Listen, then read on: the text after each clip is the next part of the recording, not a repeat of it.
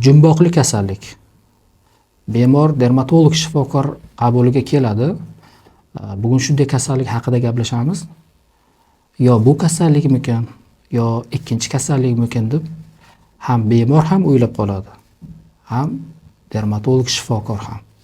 Shu ikki kasallik haqida va bir-biridan farqi va bu qanday kasallik, shu haqda batafsil to'liqroq va tushunarli holatda gapirib beraman sizlarga. Bu kasallik, ya'ni inson terisi ostida nimadir yurishi o'rmalab.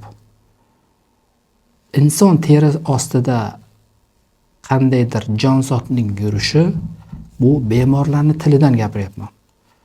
Qabulimizga keladi shunday bemorlar, teri ostida, terimda, badanimda nimadir yurgandek bo'ladi. Yoki gohida igna sanchgandek holatlar bo'ladi. Va shuning ortidan qichishni, qashinishni boshlayman deydi. Yana shunday holatlar keladi. Teri ostida qichishish juda kuchli bo'ladi. Lekin bu terining ostida jonzot, parazit yashaydi, qo'zg'atuvchisi. Buning nomi kana. Endi bu qiziqarli mavzu, qiziqarli kasallik. Birida shu teridan analiz olsak, qo'zg'atuvchisi kana, tirik organizm chiqadi. Ikkinchisida shu kana topilmaydi. Aynan topilmaydigan turida teri ostida nimadir yurgandek bo'ladi. Ya'ni chumoli o'rmalagandik holat deb ham ataladi. Shu ikkita kasallik bemorni birinchidan chalg'itadi, ikkinchidan charchatib qo'yadi. Aynan shu kasallikning davosi ham ikki xil.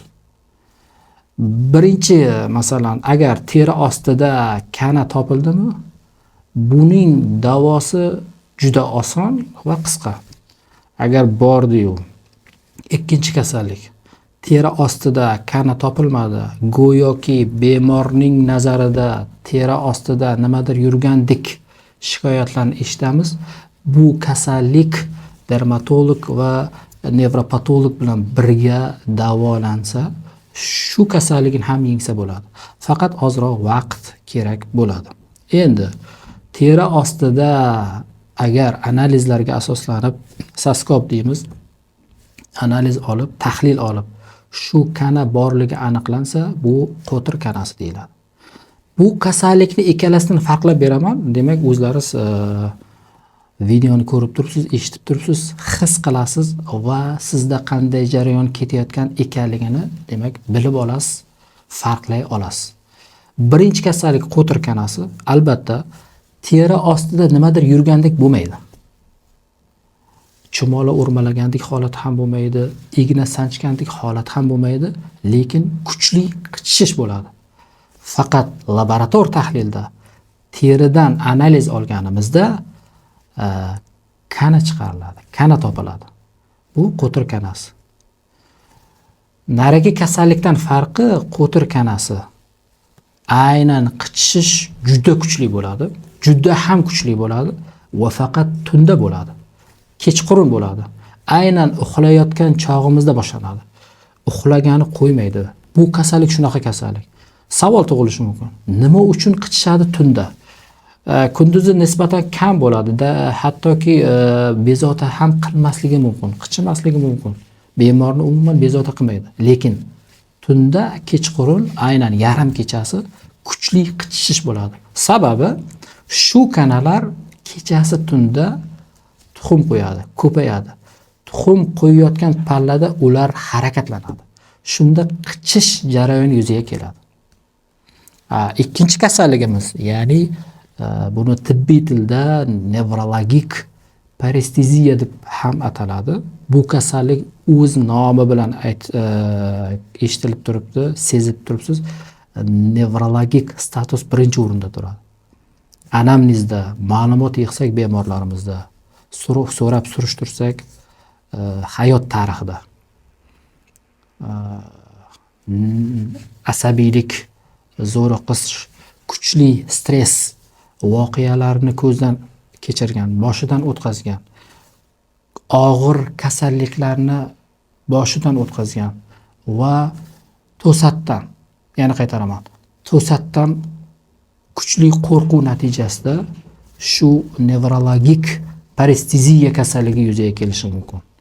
Buning davosi boyagi qo'tir kanasidan tubdan farq qiladi.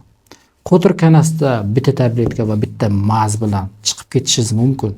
Lekin bu nevrologik paresteziya kasalligida albatta birinchi navbatda bemor vrach qabulida keladi, yaxshilab ma'lumotlar yig'iladi, bemordan so'rab surishtiriladi va kerakli laborator tahlillar o'tkaziladi.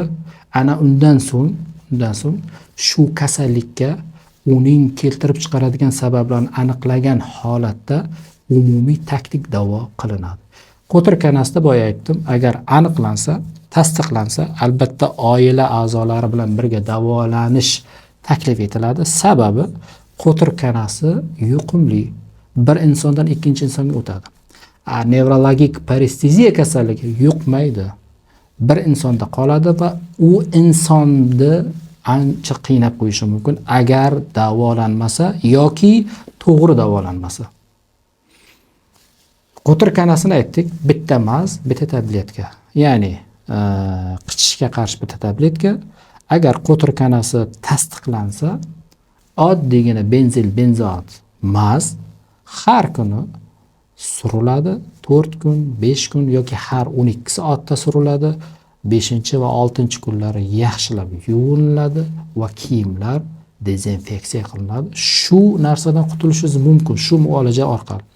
Lekin nevrologik paresteziyada shifokor bemorga individual yondashib talab qilgan holatda yaxshilab ma'lumot yig'ib ehtiyotkorlik bilan davolasa, bu holatni ham bartaraf etsa bo'ladi. Qabulimizga juda ham ko'p kelyapti oxirgi paytlar. Shuning uchun bu mavzuda video rolik qilishga men shu reja qildimki, shu videoni qilib chiqaylik. Zora baribir shuni eshitib turgan, shu videoni ko'rib turganlarda yordam bo'lsa, manfaat bo'lsa, albatta biz yana keyingi videolarimizda ham yana qiziqarli kasalliklar, qiziqarli mavzular haqida video rolik tayyorlab boramiz. Videoyimiz, ma'lumotimiz foydali bo'lgan bo'lsa, like bosing, obuna bo'ling, kerakli, qiziqarli savollaringizni kommentariyaga yo'llang, men javob beraman va o'zimning nomerimni ham qoldiraman, raqamimni bemalol murojaat qilishingiz mumkin. Siz bilan men dermatolog Jafar Sarikov bo'ldi. E'tiborlaringiz uchun rahmat. Salomat bo'ling.